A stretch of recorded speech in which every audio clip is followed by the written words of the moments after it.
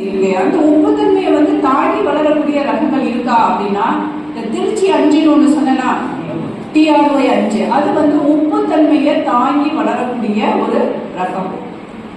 சரி, இந்த திருச்சி 5 உப்புத்தன்மை இருக்கிற ரகத்துல நிலத்துல மட்டும்தான் போடணுமா, நல்ல நிலத்துல போட்டா வரையாதா அப்படின்னா ரெண்டுலையுமே வரையும். நல்ல நிலத்திலையும் போடலாம், திருச்சி 5 உப்பு நிலத்திலையும் போடலாம். உப்பு நிலத்துல போடும் போது திருச்சி 5 இந்த உப்பு தன்மையை. வணக்கம், என்னுடைய பேர் செந்தில்குமார், அதிகாரப்பட்டி கிராமம், பாப்பிரெட்டிப்பட்டி வட்டம், தருமபுரி மாவட்டம்.